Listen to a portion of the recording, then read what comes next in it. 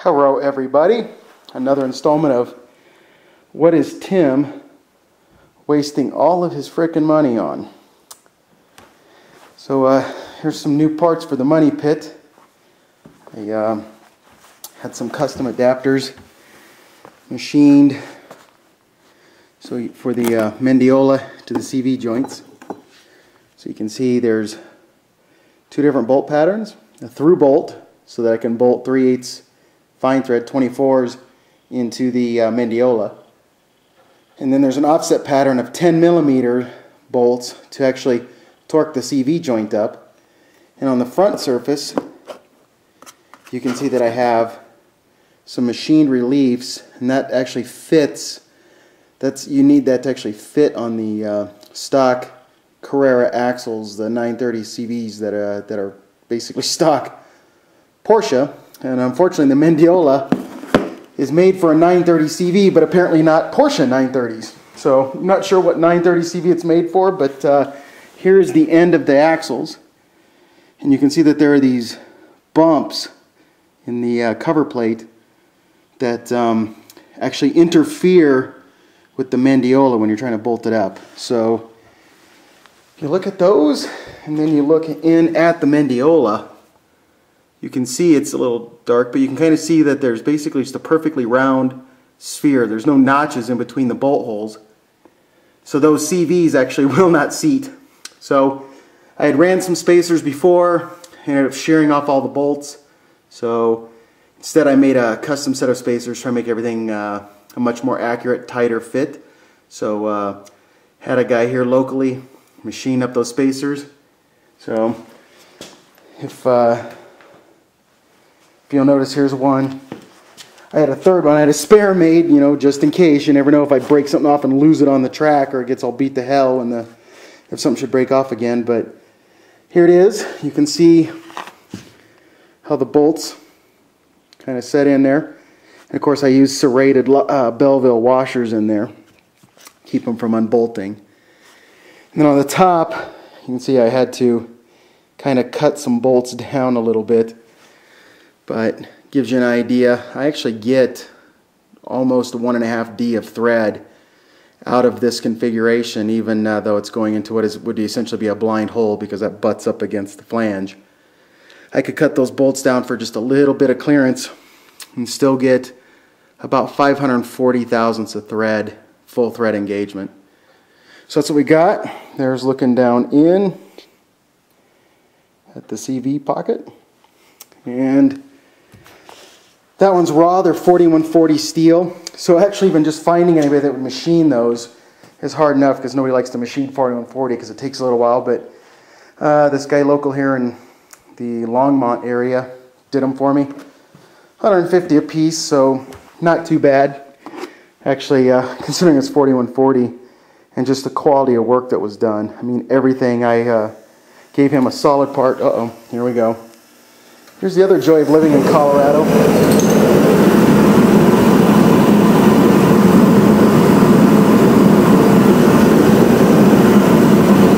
Is that it's snowing tonight, so we get these little projects done while it's see if you can see how bad it is outside. You see it's snowing, so we're supposed to get maybe as much as a foot tonight. But by the way, the absolute best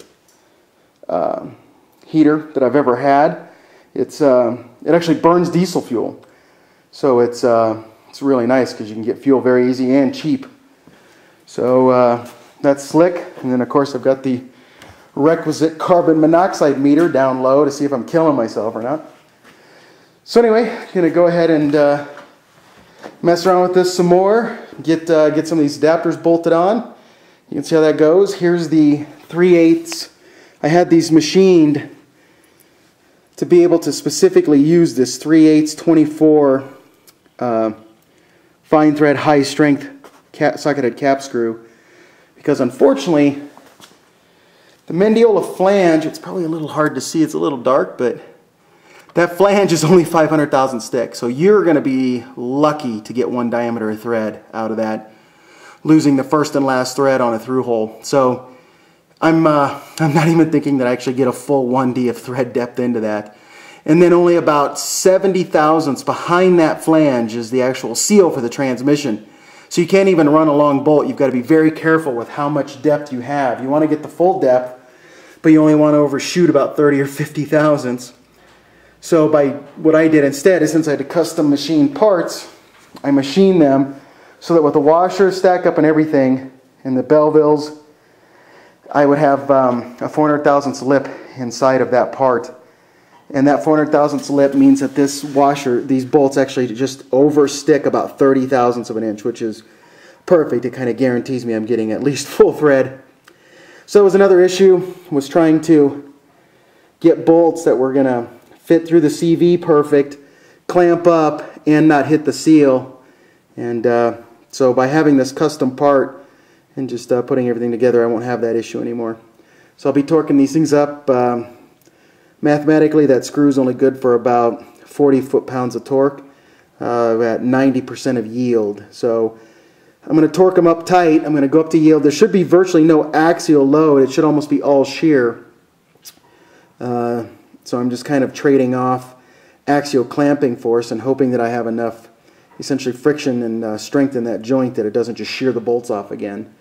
So normally it torqued about 30-35 foot-pounds. I'm going to hopefully go up to 40 and not strip a thread out of those flanges, which I have no idea. I've called Mendiola a few times now trying to find out what the torque is they recommend or what that flange is made out of. And so I'm going to go for it. So I'm going to torque them up and we'll see how it looks. So here I am with the axles, and this will come off as a bit of a strange plug, but this washer here, actually Jim Patrick at Patrick Motorsports came up with this to run the Carrera axles with a stock 914 bearing. There's two of these spacers. There's actually one that's pressed in between the flange, the actual wheel flange, and the bearing. When you press the hub in, there's actually one of these in there. And then this one, obviously chamfer side goes towards the radius. You slide these on, and they actually set up the correct width for the to preload the stock 914 bearing. So Jim Patrick was one of those guys that, like, years ago, I would say well over a decade ago, you know, I'd call him and he just kind of had this weird attitude and stuff, and he had a pretty bad reputation. And actually in the past decade, the guy's been really good. He's been incredibly helpful. I bought these from him probably 7-8 years ago now. And he's changed his attitude a lot. He's really helpful and he's a good shop. So if anybody ever had a bad experience with him back in the day, then to tell you the truth, he's actually a really good go-to kind of guy now. So I would actually highly recommend Patrick Motorsports. So there's that. I'm going to get ready to slide these in. And then I've got one flange torqued on. Get ready to torque that other flange on. So here we are with this. And the flange all torqued into place. I actually ended up going to 35 foot-pounds.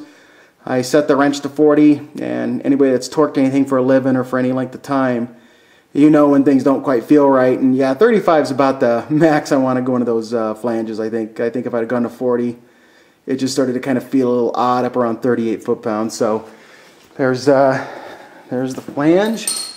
There it is, all bolted on. And I'm going to start working some axles and get this other flange on. But there's the test fit with the axles. Getting the CV bolts in, double checking.